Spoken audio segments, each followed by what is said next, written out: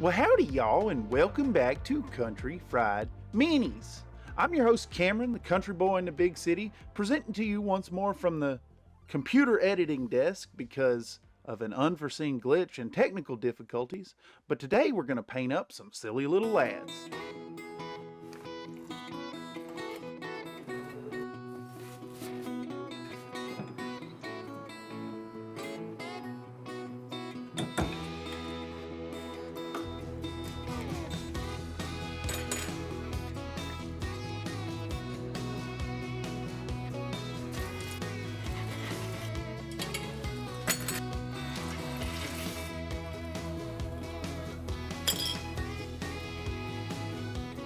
Introductory shots. Say howdy and introduce the project. Make sure to mention that we're working with fabulous metal minis produced by Ironwind Metals and purchased through Aries Games and Minis. Make a clever penis joke, smile, and then go into the next scene. Digging into our project in earnest, we're going to start by laying out our heavy metal blister pack sent our way thanks to the fine folks over at Aries Games and Minis, my favorite place on the web to pick up models from my favorite producer of silly art-accurate Battletech chassis. This particular set has been assembled based on designs that struck me as the most silly while looking through my collection of technical readouts, all on a whim. I personally prefer going for the silly boys when building Battletech lances, as so many of the folks in the local gaming group only really know the fan favorites when it comes to chassis selection. For that, I live to shake it up and bring out the dumbest looking classic models I can get my hands on. Fortunately, Ironwind Metals has made available so many art-faithful sculpts of crazy battlemech designs, and that's what we're working on today. For the most part, these minis are pretty straightforward, requiring their removal from sprues and cleanup of mold lines. We can easily scrape away the white metal material using a hobby blade as well as some solid hobby files. My personal set is a grip of tools from Army Painter. At $10 they're a bit pricey, but they do the job just fine. Now we'll get out a cleaning toothbrush and some distilled water as well as a little bit of dish detergent and a container to hold the soapy water. We need to mix up a mild solution of this sudsy stuff to give these minis a proper scrub down. It's generally a good idea to clean all your minis before painting, as various mold release agents can affect the adhesion of your paint layers. This is especially concerning when it comes to metal minis since they tend to struggle with a proclivity towards chipping on the corners. For that, we'll give these models every advantage that we can muster, starting with a good scrubbing with some cheap dish soap and clean water. Here I'm using a jar that once contained artichoke hearts, now scrubbed as clean as we're going to make these models, each one getting some care and time one at a time until they're all absolved of their slippery polysiloxane nanocoating. This synthetic polymer is made up of repeating units of siloxane, which is a chain of alternating silicon and oxygen atoms. Polysiloxanes have a silicon-oxygen backbone with organic groups, usually methyl groups, attached to the silicon atoms. The length of the chemical chain, side groups, and cross-linking extent can be varied to create silicones with different properties, such as liquids or hard plastics. Polysiloxanes are used in many applications because of low blast temperature, low viscosity. With our models nice and clean and all that synthetic lubricant coating removed, we'll start the process of basing and assembling simultaneously. Many of the Ironwind Metal sculpts have integrated undersized bases on their feet, and to work with this extra bit of pewter involved a choice of one of two paths. Either we're removing the extra material from betwixt their toesies, or we're gluing the models onto proxy models bases with a generous amount of green stuff terrain built up around that platform. In the case of this particular project, I relish the chance to sculpt up a layered stone base, getting that fantastically satisfying stratified aesthetic that I'm so fond of. Something about all those layers makes me feel giddy and hungry, and now I'm thinking about lasagna. Lasagna. Just like the layered repast favored by that infamous feline Eldritch God, we're gonna lasagnify the putty on this base and add so many little layers that it starts to look like a properly stratified shale deposit filled with little details that drink up our Nuln Oil wash just like the real oil shale that our fracking loving corporate overlords thirst for. This detail is so easy to do, and and it creates a satisfying effect on these happy little bases while also helping to blend our metal models' toesies and integrated bases into the top of our plastic hextacles. With just a modicum of work, we'll have all these bases detailed up in a cohesive fashion. Before starting the airbrushing for these laddie boys, I decided in the moment to try out something new in the form of some Mr. Hobby Mr. Metal Primer R. Though this was a new and intimidating product, the directions were simple and application was a breeze. Just don't try to shoot it out of an airbrush unless you want to make your models look like they're covered in cobwebs. Just apply a smooth all-over coat on them with an old brush, ensuring you don't have any goopy pooling on any underhangs or recessed details, just a thin coating all over every surface. Let it dry overnight for the best results, and this magic elixir will work as a fantastic foundation for your primer.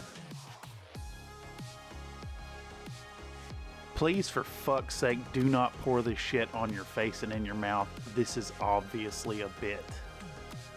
Diving on into this most favorite portion of any project, we're going to get out some Stynylrez black primer and blast it through my Badger Arrow all over these metallic models. We'll use a light touch and multiple thin coats applied in delayed passes to avoid any clumping or loss of detail. We want a comprehensive coating, ensuring that every portion of the model is evenly and fully enrobed so that none of the primer previously bedaubed is left exposed. With that applied, we'll clean out the brush thoroughly with some strong astringent chemicals to ensure that the black paint is fully removed before squirting a gossamer mist of Stynylrez white primer from above, going for a proper zenithal prime. The second color of primer will serve as a roadmap to understand the details of our model's topography while also adding an extra layer of chipping protection for our boys, a defense much needed for all the handling we'll be giving their bits. With the assembly and priming done, we're ready to move on into some fun airbrush work, squirting a fabulously loud green gradient all over these models to achieve the lion's share of these first Orloff Grenadiers paint job. Let's watch. This time around, I wanted to save as much time as possible, so it's time to rely on that time-saving implement that we've all grown to both love and hate over time, and that's my all-time favorite airbrush to hate on. My Badger Arrow 105 that I picked up from US Airbrush Supply that one time they had a sale. It was a fantastic 2-for-1 deal that happens from time to time, and this time I absolutely had to capitalize on that short time opportunity. Anyhow, we'll get out that squirty thing and spray all over our model a base tone for the lower half in the form of some Vallejo Model Color 70.979 German Camouflage Dark Green. Since the Orloff Grenadiers are painted up with a two-tone green gradient color scheme, it stands to reason that we'll save some effort and bust all over our model's lower region with this dark tone before moving on to the top portions with the brighter green that is so quintessentially House Merrick. We'll take this color thinned down with a bit of clean tap water and a touch of Winsor & Newton fluid retardant. Keeping that liquid thin and milky makes it spray beautifully and dry up quite quickly, so that we're immediately ready to move on to the next color. To top off our model's top, we'll get out this awful paint pot of some fabulously neon green in the form of some Citadel Layer Moot Green. This crazy bright color will work really well with the zenithal prime job that we left peeking out of the lower tinting efforts. Our gaudy tone here is really the star of the show, and it just about perfectly replicates the colors of the first Orloff Grenadiers as seen over on Camo Specs. Anytime I'm prepping lances for a game day coming up in my schedule, I always refer to the wealth of paletary information available on that fantastic website. Any lance I'm building gets cross-referenced for proper colors over on Camo Specs before I commit to digging in on the project. If you want to retain some canonicity to your paint-ups, peek camospecs.com for a plethora of painted palette pictures presented for public perusal. This step never lasts quite long enough, but it is extremely fun. With our silly lads' foundational gradient paint scheme laid, we can dig into some traditional brushwork. It's time for paint. Okay then, now that we're done gooning atomized paint particulate all over our happy little metal models, we've got to go back in with some traditional brushwork to make them really shine. Though airbrush work can really go a long way towards amping up your hobby experience with that juicy, soft and smooth gradation, we can't rely on these aesthetics alone, and have to switch back to stroking those panels with a fat tip brush to accent the effect. Remembering the fundamentals of fondled kittens, we'll rely on ancient and timeless methods to make the newfangled stuff play well with the paint scheme. We're gonna get out some of that velvety shimmer in the form of Vallejo airbrush color, metal color jet exhaust, and start smearing that color all over the bits that demand some of that filthy lucre. The shine in this stuff slaps down in one smooth coat sure beats any kind of doubling down on multiple thin layers, making short work of what would otherwise be a time sink. Once we've laid down that glint all over our metallic underbits, we need to move on to another application of underlayers and get out some of that my most favorite white paint that's not actually paint, Liquitex opaque titanium white ink. This alabaster fluid spreads so well and covers just as well as any shitty Games Workshop white tones without getting super chalky. I suppose the pigment size and density work really well in this medium, allowing for a more pleasant applicative experience. It's such a joy to see the Liquitex eraser in action. We'll blast our milky load all over these Cockpits view screens and then set them off to the side to dry out in a crusty rock hard finish before moving on to another type of ink. It's real important to give a little extra time to this fantastic liquid so that it can properly cure. Rushing into the next bit of action without proper preparation can tear the fragile layer of acrylic, so it's best to let it marinate. While it dries, we'll use some Daler Rowney FW Emerald ink to mix up a real thin wash and panel line up our moot green boys. Usually, we're using some kind of real dark tone to add in these lines. Think NULN oil or Tamiya panel liner, but today was a really fun use of an unorthodox color that goes real well with that green on green on green thing that we've got going on here for our first Orloff Grenadiers. After a quick reach around all the nooks and crannies of these here silly chassis, we'll bust out some of my favorite metallic red in the form of some Mr. Hobby Acrizion N87 metallic red. This spunky gunk is perfectly the color of Coca-Cola cans and will look real neat plastered all over those previously whitewashed Cockpits.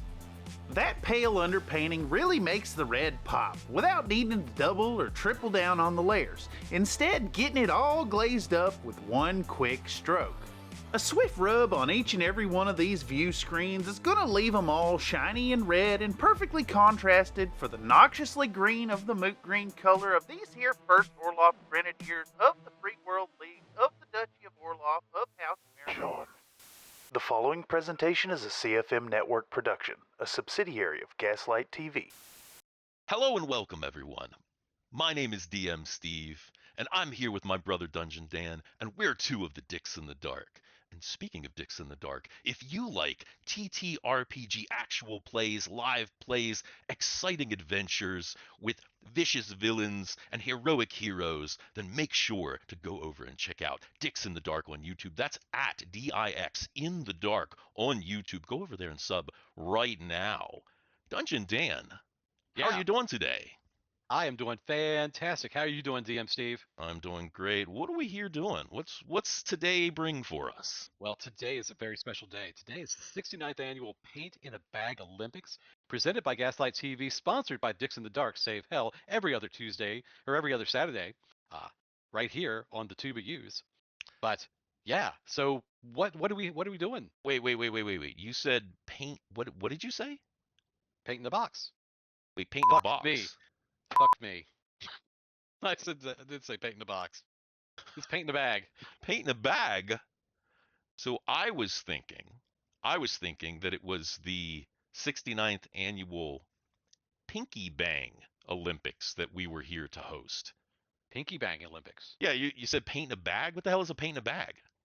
Well, what the hell is Pinky Bang? I don't know. Either way, I'm glad I wore my galoshes today. Oh, yeah. So, galoshes, very, very much. It looks like the first entry we have today is Canada. So, Canada. Let's find out what this Paint a Bag Olympics is all about, Dungeon Dan. Yeah. Get Let's into take a our look. first entry, Canada. A.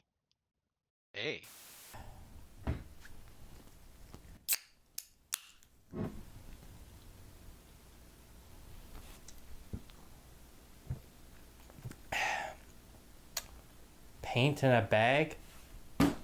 Why would I paint in a bag?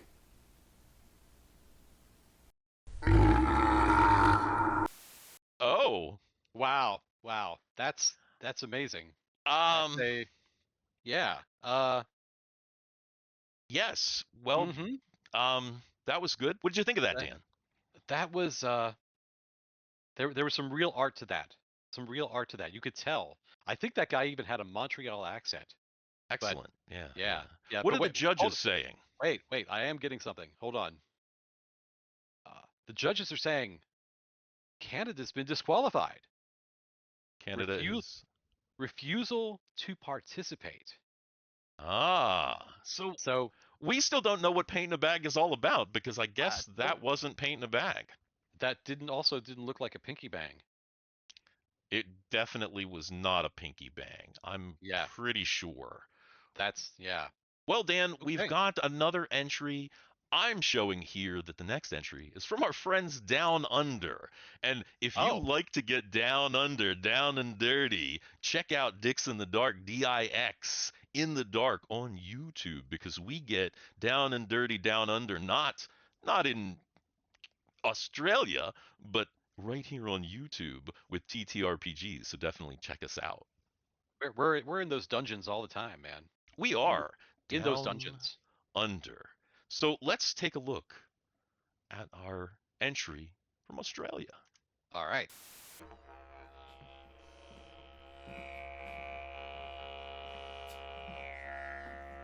Bugger. Yeah, nah.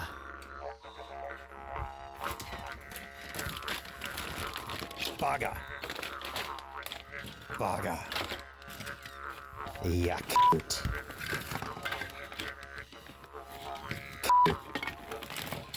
Bugger.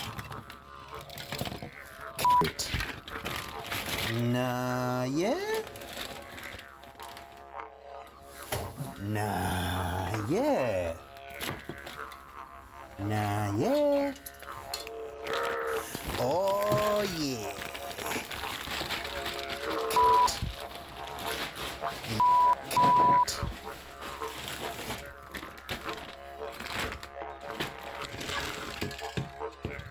Bugger.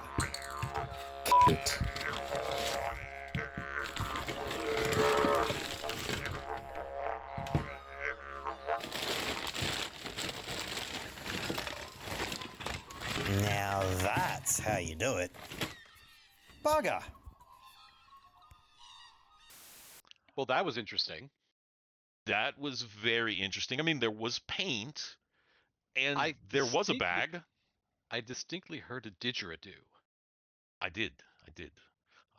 Maybe there were Aboriginals in the I don't background know. somewhere. I don't I know. I'm kind of upset though. I Why? saw I saw no shrimps. I saw no Barbie. You saw no Paul Hogan? No. No. Yeah.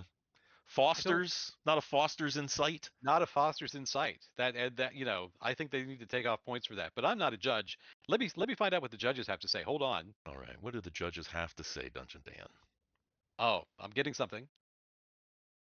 Oh, wow. Australia. Sorry, Australia. You've also been disqualified for use of spray paint. Oh, no. Yeah, I So didn't even realize that was a rule. I guess spray paint not allowed, Hmm. even if you use your pinky. Possibly so. Possibly so. Well, well, that's terribly unfortunate for Australia.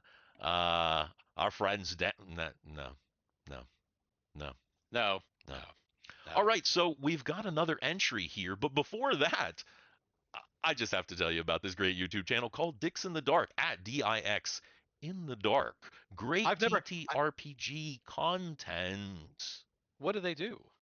They play Dungeons and Dragons, Castles and Crusades, and all kinds of other tabletop RPG games. So When check do they? them out. When do they play? Well, they play on Wednesday nights, right around 8 o'clock, but they also have a game on Saturday nights, every other Saturday, and sometimes in between. One last question. Yeah. Do they use the pinky? Oh, you know they do. Oh man, And you they got are to turn. us. You got to turn. You got to tune into that. Gotta You tune into definitely have to tune into that. All that. right, well, let's see what we have for our next contestant here. It looks Hmm. like I'm showing Norway. Ah, Ooh, Norway. How those Nords. how Is that maybe this is be their year? Maybe this will be the revenge of the Nords. exciting. Da det klart for OL I maling I pose. Og her har vi Norges deltaker Tobias Føstelin, som gjør seg klar. Han putter kjeksposer med friskkass, og han gønner på. Herregud, han kjører på. Wow. Det her går... Oi, han ferdig allerede. Men, ok, vi får høre hva dommerne sier. Han diskvalifisert. Diskvalifisert fordi kjeksen var firkantet, ikke rund. Jeg beklager.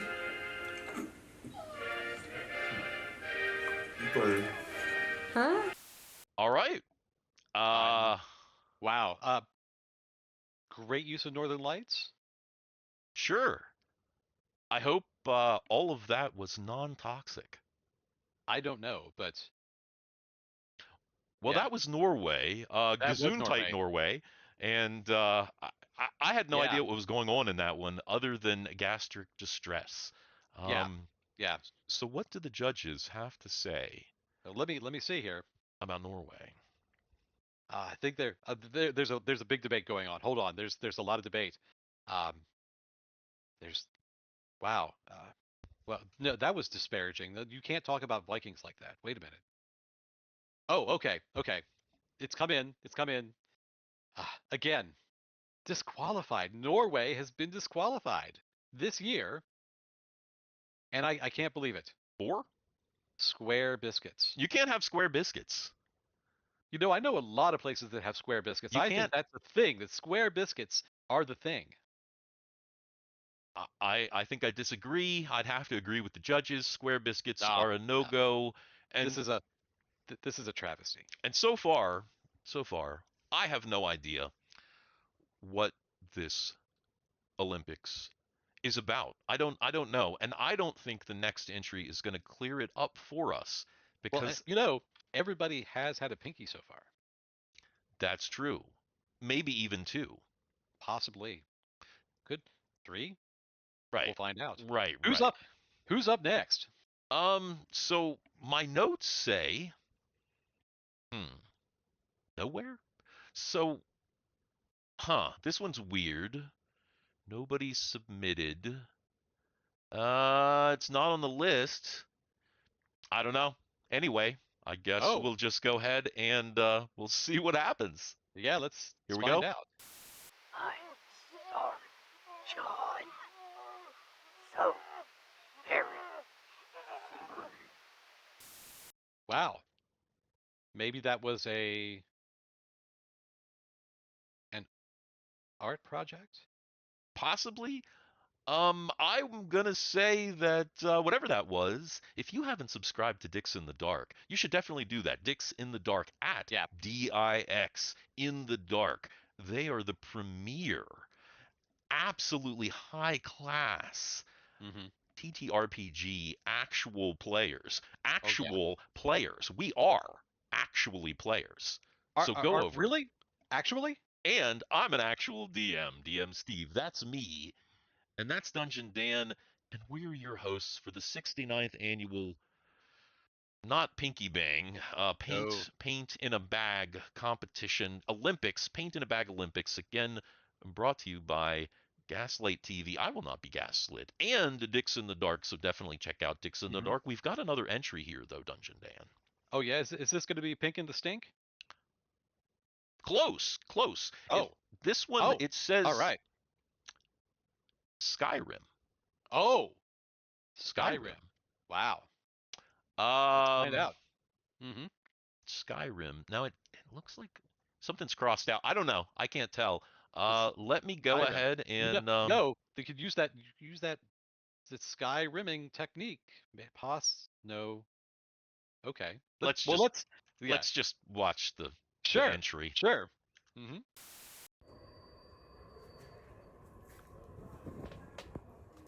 Hello YouTube. today we've got something very special. I'm entering a new painting competition, the Paint in a Bag Olympics, and for that I'm gonna enhance this model with my newly invented debagging method. For that we need a paint in a bag with an Ustabi boner, and the paint is now in the bag, but we're gonna use that to our advantage. We are gonna fold the bag inside out. That's a nice flesh colored bag. Put 2 stones in, put two these ball shaped shakers in. And now this is messy, so we need a good handle for this. Let me get this. Yeah, I've got a handle. And now we can debag the highlights right on it. Highlight those edges. Edge that model. Edge it. Edge it. Now this model is looking sexy. No, zo snel. Oh.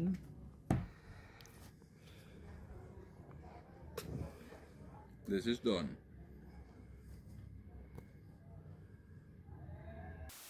Well, that was pretty good. Yeah. The Nether, I mean, Skyrim, it says here, and another disqualification? Well, let me see. Well, interesting. No, the judges are, yeah, they're letting it through. All right. Yeah. So All we right. have a contender. We have All a right. contender. Excellent, excellent. Skyrim is a contender. And hey, Oh yeah. speaking of a contender, next Yeah. we have the good old United States of America, the good old US of A. I'm excited about this one. But wait a minute. Who's in the USA? Well, in the USA, you will find one of the greatest gaming groups of all time. That's going to be Really? Dicks in the Dark. Oh. And you can't just find them in the USA. You can find them all over the world right here on YouTube at DIX in the Dark. Dicks in the Dark. They've got a new game, Save Hell. And Hey, do they use the teabagging method in Save Hell?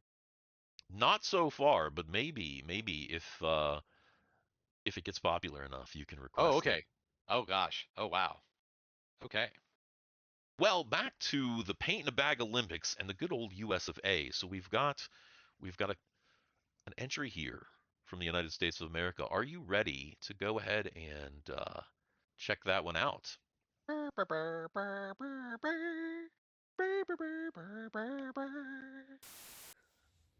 USA! Paint in a bag! Red! White! And blue! Ah! Ah! Ah! Ah! USA!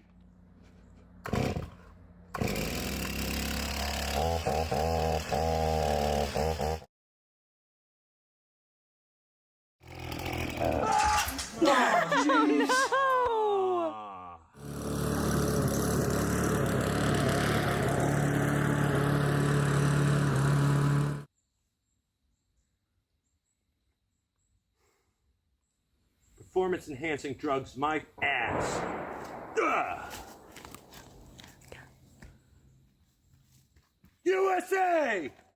Well, I can confirm that all of those things do happen in the USA.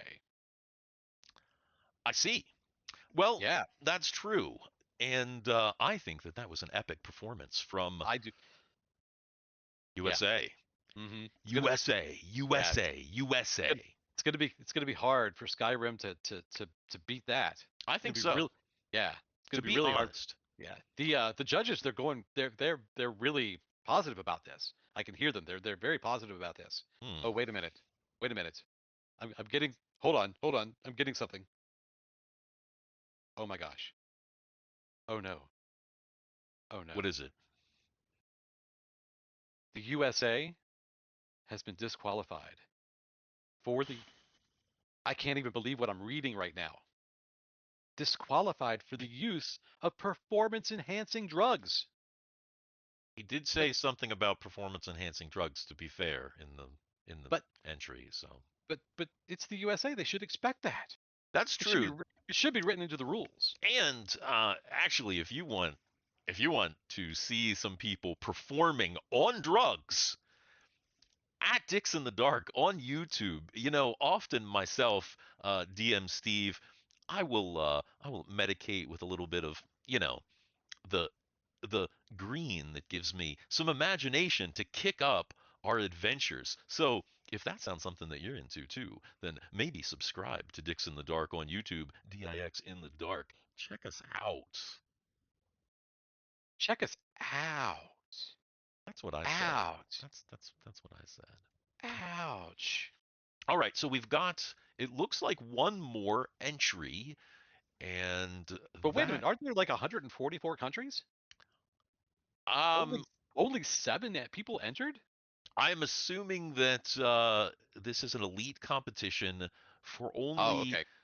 only the highest caliber of paint in a bag Okay. participants, I see. suppose. All So right, up next, Yeah, who's our next stink in the bag? Galicia.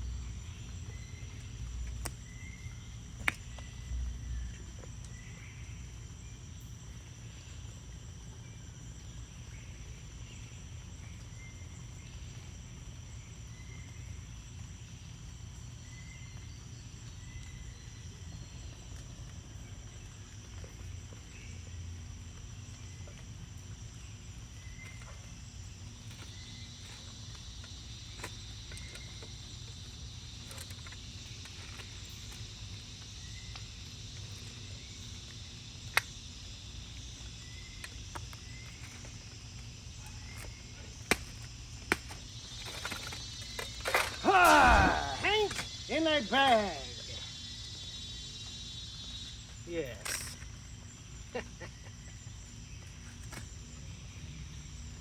Behold. Only now, at the Wow. end, do I understand. Wow. Well, That was interesting. that was our entry from Galicia, Yeah. and that was very interesting. It was very high budget. It was a little bit intrigue, a little bit action, a little bit sexy. It tugged And on my emotions. I was actually moved to tears at one point. Speaking of sexy and speaking to moving of tears, you know that if you want to be moved to tears and you want to see sexy, come over to Dix in the Dark. That's DIX in the Dark. Now, not that kind of sexy. That's only on our Patreon and OnlyFans. Maybe check those out as well at Dix in the Dark over there. But on YouTube, we do lots of TTRPGs where we act, where we roll, where we... So, if you're into that, check out Dix in the Dark on YouTube. And Dungeon Dan, Yeah. Galicia. So I'm getting word back. The judges are still debating. They're still talking about Galactica. Battlestar Galactica, excellent show. Yeah, they're talking about it right now. Yeah. But wait. So there's talk about atlases. Okay, what about Galaga? Google or Maps? Galaga, possibly. Tabletop with Miss Pac-Man? No. Some of the judges are confused. They think it's the Galapagos. Ah, yes. Oh no. Oh no. They've been disqualified because Galicia is not recognized as a contemporary entrant. Contemporary to who? Contemporary to what? I don't know. I thought that was the best one. I like that one a lot. I mean, definitely not enough pinkies, but other than that, it was pretty good. Well, what do we have for today? It looks like do we have any final? What are our final results, Dungeon Dan? Do we? Well, they're tallying up right now. It's coming in. It's coming through. It's coming through. Oh, it seems like Skyrim is going to take the gold. Take everything. They're going to take the silver too and the bronze because everybody was disqualified. I see. So essentially, they won by default. Well, I don't think it was their fault that everybody else was disqualified. Well, it certainly wasn't my fault. Well, I think it was somebody's fault. No, you know what is my fault, though? What is your fault? Dix in the Dark on YouTube, DIX, at DIX in the Dark on YouTube. That's my fault because I'm DM Steve, the Dungeon Master, over there, forever DM of Dix in the Dark. And, if you want to check out some cool things like Up, and Away, that is our main campaign that we play every Wednesday night, or almost every Wednesday night. Hold on. I'm getting something. Yeah. The judges, they're arguing. About the disqualification. Yeah. They're arguing about all of them. Mm-hmm. But most of the judges are still sticking with Skyrim. Oh my God! I think it's coming to fisticuffs. Oh my God! I gotta go! It's coming to fisticuffs. I'll be right back. Oh! Well, let's segue away from that upset and dig back into our little chassis with a bit of detail work. We'll start out by blasting color all over them in a semi-randomized fashion, utilizing my favorite chip and paints and a bit of old ratty miniature storage foam. By removing most of the paint as if we were dry brushing, the tool does the work for us and leaves a believably in-scale effect on all the raised edges that surround the nooks and crannies. Remember that less is more and you can always rub on more, but you can't rub it off. Next up, we'll enhancify that chippity-doo-dah with a chippity-DA of some Vallejo acrylic metal color airbrush colors Tobero Reactor and tap some tiny dots of silvery goodness all over any sections of previously chipped tips that got rubbed on a little too much. Continuing, we'll need another detail color that'll stand out next to that boogery green, and for that I've elected to go with my favorite yellow in the form of Mr. James Workshop's finest phalanx yellow. This $1 million paint costs approximately 100,000 pesos per brushstroke, but it's worth every penny when you get that fancy bright saturation as an enhancer to your previously laid strokes. Further enhanced with Mephiston Red, these bright primary tones work well to contrast our secondary base color choice. Now we're gonna paint them little symbols. Okie day. Now that we're well into the detailing of the details on these detailed Ironwind metal sculpts, it'll do to include a solid attempt at freehanding the logo of the Orloff Grenadiers onto these chassis. Always remember that doing these insignias is a much simpler process than one would assume by default. Just take a little thought and break the logos down into their constituent parts. Simple shapes are better here, as we're just trying to sell the idea of the logo rather than a super accurate representation. Begin by layering down a black silhouette of the total image before starting, and then put all the colors down that make it up, starting with the background layers all the way through the upper details. Don't be shy about it. I believe wholeheartedly in your ability to do so, and I insist that you take a little time and give it a go while working on your mix. Undoubtedly, you'll find that your ability to freehand grows engorged with skill quite swiftly. With regular use, your efforts at laying these logos get better and better, ensuring that you end with a satisfactory finish and not a sloppy mess. Though your first time won't yield the best results, it'll still be quite enjoyable, and your chosen chassis will appreciate the effort. Brief editor's note here, none of that was at all even remotely close to sex jokes, and if you thought otherwise, please report to the gravy showers to cool off with a hot white spray down. You gotta be kidding me with this fucking traffic at 3 in the morning. It never stops. Anyhow, it's time for oil washing. So at this point, we may be finished up a bit prematurely in detailing our sexy little chassis and damn near forgot to slap down some color on those tires. Addressing this, we'll give a quick rub down of the undersides of our strikers, and we'll have those rubbers applied in just a few strokes.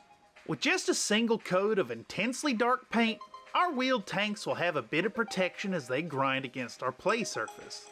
Now, with that final necessary detail on our minis, we can resume the intended direction and prepare for some grime washing. To facilitate the spread of our oily goodness, we'll first seek to coat thoroughly our models in a glistening and rock hard all over spray down of some Winsor & Newton Galleria acrylic gloss varnish. Check out the description down below to snag some through my affiliate link if and you need a bit of shine in your hobby corner and you want to show a small amount of financial support for the channel. Though this varnish applies just fine when slopped on with a brush, we're going to spray on a nice even coat by shooting it out of our happy little Badger Arrow 105 airbrush. Remembering uncharacteristically to clean up thoroughly after playing with it, we'll have a crispy protective layer laid all over our lads in green to move then onwards to some fantastic solvent-based infiltrifying. To achieve that filthy look, we'll turn to some Abteilung 502 ABT 160 engine grease. Before using it though, first we need to smudge a generous dollop of that thick paint onto some bog standard brown cardboard to remove as much of that linseed oil carrier as possible. Generally, we want this to sit and drain out for at least half an hour before use, if not for several hours beforehand. Honestly, it's a good idea to set this up well in advance of working with the stuff. Digressing, from there we'll take on some fresh mineral spirits and mix up a real thin wash of that griming agent. Think about a consistency and transparency level equivalent to that of milk. It should flow readily and also leave a significant taint while also being mostly translucent. Editor's note here, chat insisted that I suggest you should drink this poison, but I really gotta emphasize that this is poison and you should never drink it, even if you mix up your stain in an enticing shot glass. Don't drink chemicals. Okay, that PSA ate up a bunch of required time, so let's blast through the last of the instructional here as fast as possible. Slap that filthy liquid all over our boys and then let it sit for about 2 hours. You can get away with letting it rest for as little as a half hour, but I usually go with a minimum of 120 minutes before getting back into it. That pigment needs a little time to somewhat adhere to the surface before we move on to removing the majority of the staining with some clean mineral spirits, a soft brush, and a series of soft cloths. We want to remove pretty much all of the stain from the upwards facing surfaces and leave a gradient of griminess that increases in intensity as we move down towards the feetsies. Just make sure to let it dry for an entire day before putting any layers over top, else you risk the oil wash to seep into future layers. Set it aside and take a well-deserved break while it cures into a delightful enlayerment of industrial goopening. And while you take that break, we've got to take a break as well and give a hearty, oily thanks to the patrons who make all of this possible. Starting out with that most heartiest of repasts is our biscuits and gravy tier, with Iron Elemental, Nathan, and Tobias von Stellian. Moving on to that deluxe breakfast combo is our bacon, egg, and cheese tier. Dak and Back, Ed, Grim the Project, Nathan Johnson, Pete Setchell, and Seismic. Onwards but not downwards to that classic flavor is our sausage tier. Thanks, Max Poppin. And lastly but not leastly is our butter tier. Ronald Catoni, Sam Gardner, and SF Accountant. All of y'all fantastic biscuits make every moment of this a possibility. Without your support, this feast of greasy excellence wouldn't be quite what it is. Consider showing support and joining in with these fabulous folks here on the screen and being a patron of the arts. Now, without further ado, let's get these minis baked. Now that our little green boys are sludged up and wiped down and we've let that oil cure up enough to go back in with a new layer of coloration, we're going to move on to slapping some base coats all over them bases. It's really important here to ensure that the oils are fully dried out or fully removed from the areas that are going to receive further work. Else we risk penetrative staining of layers that get layered over top of that oily layer previously laid down over top of the varnish layer on top of the top layer of the green paint job underneath our grime layer. The first layers of our baseline treatment here are going to be super bright tones, going in with some exceptionally light colors from Mr. James' workshop. Our Martian-esque soil will be rendered in Wild Rider Red, which is kinda red but not really red. It's more orange, which is just brown. Nextly, our bases with roads will feature a lighter shade in the form of Fire Dragon Bright to keep that color in the same tonal family. Finally, we use the same super bright green that we used on the chassis in the form of GW's Mood Green. Together, all of these colors will appear at first way too loud, but with a dual attack washover of Endirtification Minting Agrex Earthshade and Verdantulating Warp Lightning, we'll bring these colors down to a reasonable and value-filled state of dullishness. Between the immediate contrasting properties of our Warp Lightning and by utilizing the poolingness of the Ink Wash, we'll bring those initially loud colors down to a tame level of foundational darkness, on top of which we'll bust out a raggedy old frayed brush to dive into some classically dusty dry brushing, edging that Fire Dragon Bright all over the tickle tips of our shale-like layered rock surfaces. This will build up a ton of quick and dirty depth for these bases while also providing a rich complementary contrast feel to emphasize the greenishness of the models and grass alike. Taking it easy and with a gentle touch, we'll build up a few layers of this busty, dusty, dry brushy and impart a rich layering effect to the faux rock surfaces. Once we've gone around all these bases with that feather-light buildup of color, we'll go back in and amplify the feel with a targeted edging of the Fire Dragon Bright, applied directly to the upwards facing corner bits to brighten things even further, and also cement our layered lasagna-like soil as wholly orange as befits the realm of our eldritch cat-like overlord. Okay, with the paint jobs pretty much finished up, I want to take a moment to put in one of my favorite touches on these bases. Slapping something on the front hex face is always a great idea to remove confusion on the tabletop, and I absolutely love to use this as an opportunity to label the pilot right on the game piece, cementing this model as a representation of a vessel from RP. Let's watch. Okie day, we're going to dig out some more G-Dub Citadel colors and move on to the final little touch that will make the final touch for this project. Building up from Baylor Brown through Ushtabi Bone and all the way to the Tease Tip and White Scar, we'll paint on some happy little banners on the front facing of our hexes to both indicate the front for gameplay purposes and also label the pilot names for RP purposes. I always find that classic Battletech games get way more interesting if you take a moment to name your pilots. It's a great way to inject just enough RP into your games, as well as adding a touch more value to the pilots themselves. I think that so often we get into these generic pickup game mentalities at the FLGS that folks forget that these models represent war machines with proud, noble pilots inside, all warriors of value to their groups who would more likely than not strive to not be killed in combat while also providing effective fire. Personally, I think it would do us all well to remember force withdrawal and getting into the mindset of acceptable terms of surrender in regarding how we end our Battletech games. No need to fight to the death every time we roll the dice. With the banners done, we'll get out today's guest palette, Egg Tree Boy. He's ready for a fat wad of white goop, which we'll use to stick on some little morsels of green tufting to the bases of our models.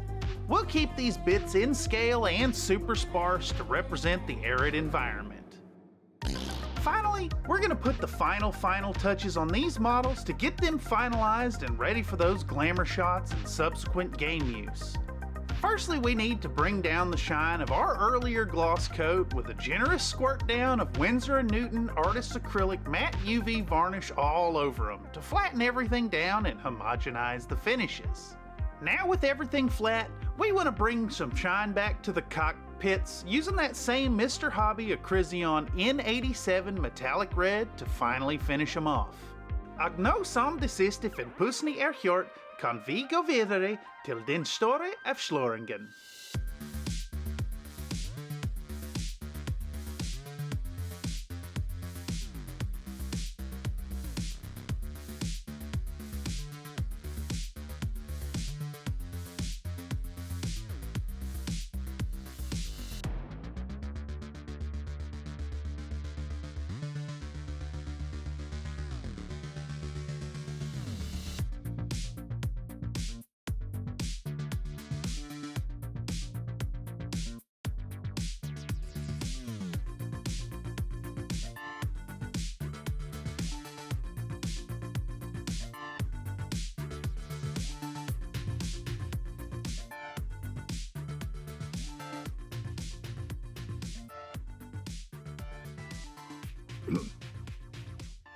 I want to thank y'all for joining in today and watching this extended offering.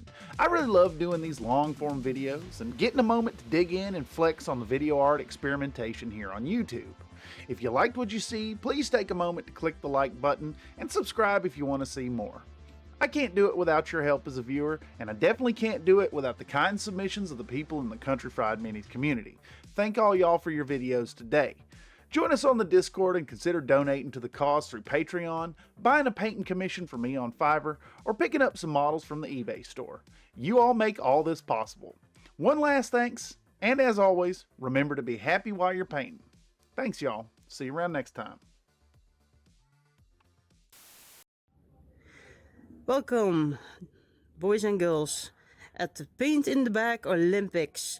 We are here in the interview corner with Iron Wind Metals. Lady, my name is Iron Elemental, not Iron Wind Metals. But we are here at Iron Wind Metals. No, we are not. We are here at Iron Elemental. I won a painting competition. To take a look at the production progress. I do not produce metal models. I just painted the model for the Paint in a Bag Olympics. I won the Paint in a Bag Olympics. I'm not Iron Wind Metals. I do not produce metal models. Okay. Why did the production move to Skyrim? I do not live in Skyrim, lady. Moment please, I hear my phone is ringing. My boss is calling. Moment please. Hi, need je phone. Okay. On oh, that's very confident. Moment. Sorry about that. What? I just hear that there's a slightly problem. So, Mr. Iron Metals, you did not win the competition. I hear the Dragon Summoner has first place. You're second. What? I won! I've got the prize here. I won! I need to take that back. No, I'm gonna call your boss right now. I'm so sorry. I'm gonna call your boss. Come Siri, on. call in the Bag Olympics. Siri. Fuck that dragon summoner, these fucking dragons. Fusuruta!